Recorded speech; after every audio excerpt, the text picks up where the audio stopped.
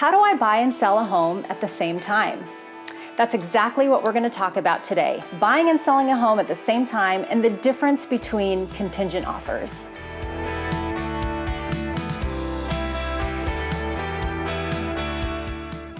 If you can avoid a contingent offer in a seller's market, I highly recommend it.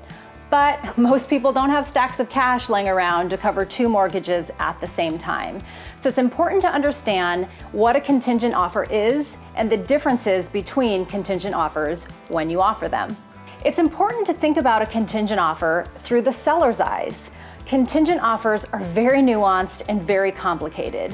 When a seller gets a stack of offers, contingent offers are usually going to fall at the bottom of the stack. So it's important, if you are going to make a contingent offer, to be aggressive and strong and put your best foot forward in order to win that offer. There are 3 different scenarios in which people write up contingent offers. The first, the one that feels most safe, is to find the house that you want to write an offer on first, but your house isn't on the market yet.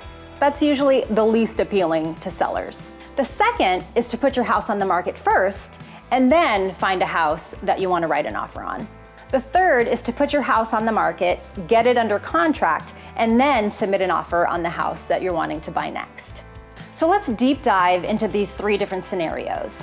Now, I know that the thought of being homeless is really scary, so most people don't want to put their house on the market first and then go find their dream house. It's usually the other way around. What I recommend, if it makes you nervous to maybe find a short-term rental in between selling your house and buying a new one, is to meet with a realtor as soon as possible. The best way to go about this is to slowly prep your house so when the right house does come on the market, you're not scrambling. You see, the contingent offer gives you 5 days to put your house on the market if the seller accepts your offer. That is not a lot of time, because not only do you have to declutter your house, clean the house, get the house ready for staging, get the house photographed and videoed. There's so much involved with getting your house ready for market. The last thing that you want to do is be scrambling and under a lot of stress and pressure. So talking to a realtor, the sooner the better, is going to prep you to have your house ready, so when that dream house comes on the market, you can get your house ready and on the market as soon as possible. I also want to mention that if you are going to go this route, you have to hold that dream house loosely. Remember, most homes are getting multiple offers in this crazy seller's market.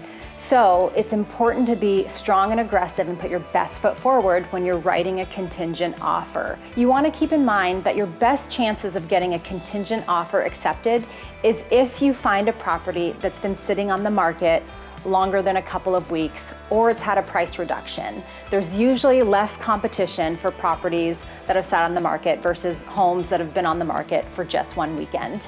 Also, a word of caution, something that isn't usually discussed with buyers when they write a contingent offer is a contingent offer is not guaranteed. You see, when a seller accepts your offer on a contingent basis, until you find a buyer for your property, you can get bumped. There's a bump clause that means sellers can still accept offers when the status of their home is in the contingent status. So it is really important to have your house on the market quickly and to get a buyer under contract quickly, because while the house is in the contingent status, you can still lose your opportunity to get that house because your house isn't under contract. So it's important to move quickly. Let's talk about the second scenario of contingent statuses. So let's say that you want to put your house on the market first because that's going to be more appealing to the seller of the house that you're buying. Well, that's excellent, unless you don't have a buyer for your home. Remember, if the seller accepts your contingent offer, even though your house is already on the market, you can still get bumped in the state of Washington. So it's important to have the right realtor to market your house well and make sure that it's priced appropriately. The third type of contingent offer that can be accepted is your house is on the market and, congratulations, it's under contract with a buyer. This is the best case scenario of a contingent offer to be offered to a seller. The reason why is because you cannot get bumped if your house is under contract. But you want to beware. Should that buyer fall out of contract, then your status goes back to contingent and you can get bumped should the seller get an offer that they like more than yours. So just keep that in mind.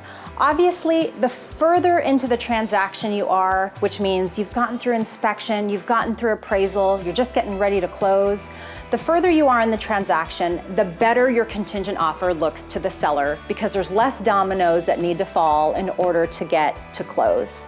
So these are the different circumstances that you can be in when you write contingent offers. Obviously, you want to sit down with a real estate professional to talk about the pros and cons of marketing your home when you know you're going to write a contingent offer and writing the best possible offer to get your contingent offer accepted.